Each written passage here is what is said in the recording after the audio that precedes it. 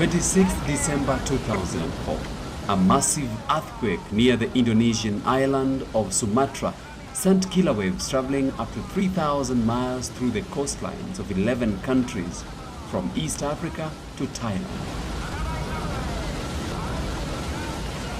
The Indian Ocean tsunami left in its wake over 220,000 people dead, thousands of others homeless, and billions worth of property destroyed. The world urgently needed a strategy against the cruel power of nature.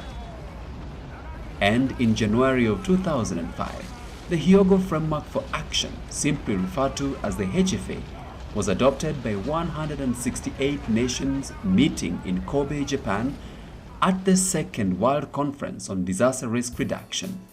Kenya was one of those nations.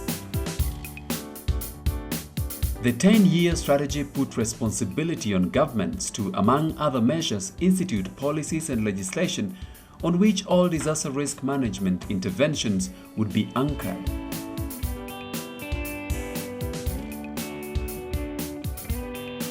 Ten years on, and at the sidelines of the Third World Conference on Disaster Risk Reduction in Sendai, Japan, aimed at formulating the next framework, we speak to the people representing our interests here and question how we have benefited from the HFA and what we should expect to see going forward.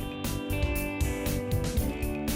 you go to Schedule 4 of our Constitution, Part 1, Number 24 addresses disaster risk management. And if you go to Schedule 4, Part 2, Number 12, it addresses the role of the county government in disaster management and firefighting.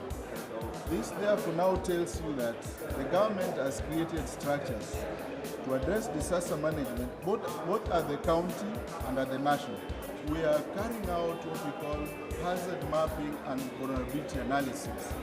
What does this mean? This means that within all the counties, we want the counties themselves to understand the different hazards that they have within those counties and map them. Because it is through these risks that are making our people vulnerable. Faithful application of Schedule 4 of the Constitution means taking disaster risk management to the local community level through a comprehensive link from the national government to the regions, counties, and the villages, an important priority in the Hyogo Framework of Action. It also means empowerment of institutions and local communities to enable them understand and perform their roles in a manner that no one is in doubt of what to do in case of a disaster or in readiness for one. Various institutions have been formed to help realize the vision of Schedule 4, including the National Disaster Operations Center (NDOC) and the National Drought Management Authority. The private sector is also currently making a contribution through insurance of crops and livestock of communities in drought-prone areas, ensuring they bounce back easily from disasters. Yet, even with these gains, challenges still persist. In Kenya and the Horn of Africa region, persistent droughts cause food insecurity, conflicts over dwindling water resources, and general economic instability. Climate change has further worsened the situation, as it is one of many drivers of the frequency and magnitude of such hazards.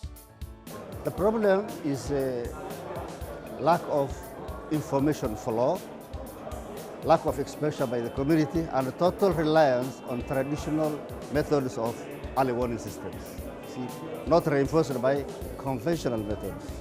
This could either be correct or not correct.